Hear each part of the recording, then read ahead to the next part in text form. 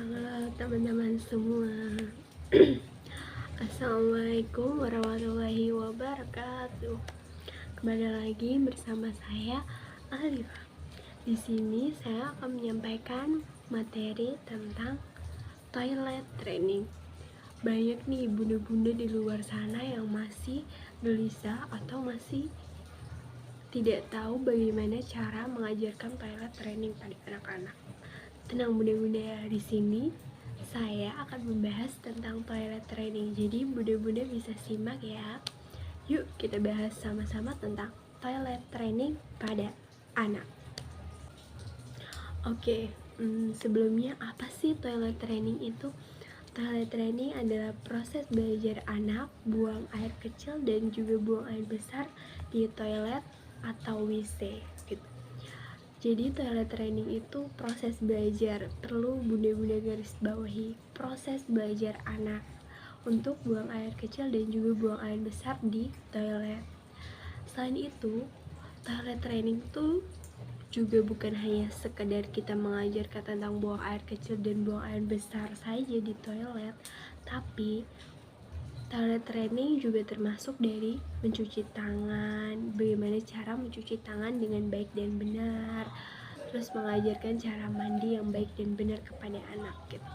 Untuk bunda-bunda yang ingin mengajarkan toilet training pada anak, kita bisa memulai dengan hal yang kecil seperti mengajarkan mencuci tangan terlebih dahulu agar anak terbiasa dengan toilet gitu.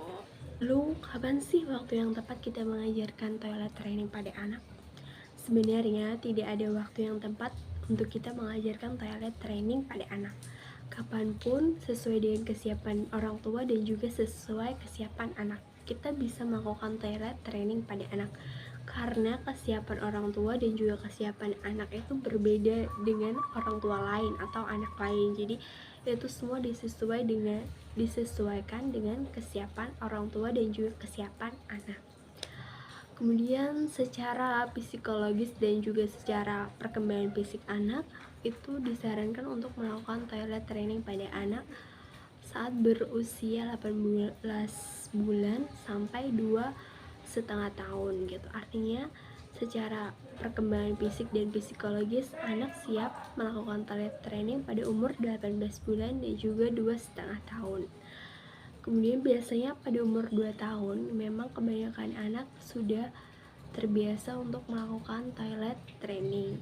Jadi perlu bunda-bunda garis bawahi semuanya bahwa kesiapan waktu toilet training setiap anak berbeda.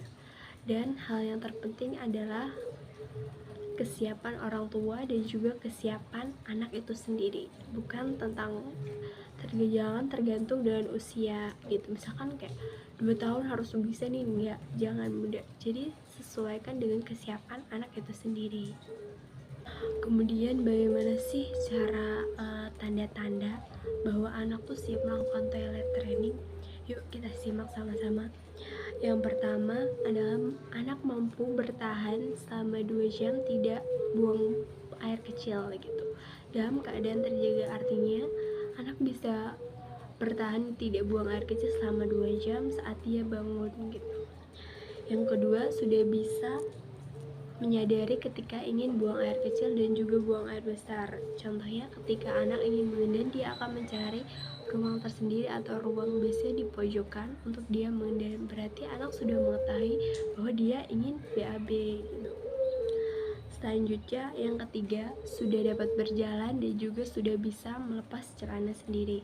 Tanda kesiapan yang ketiga biasanya anak udah bisa jalan gitu, atau enggak udah bisa melepas celana sendiri, berarti anak udah siap melakukan toilet training. Yang keempat, tampak tidak nyaman saat buang air kecil atau buang air besar di celana. Ketika anak buang air kecil atau pipis ataupun pup di celana, biasanya anak akan menimbulkan ketidaknyamanan gitu.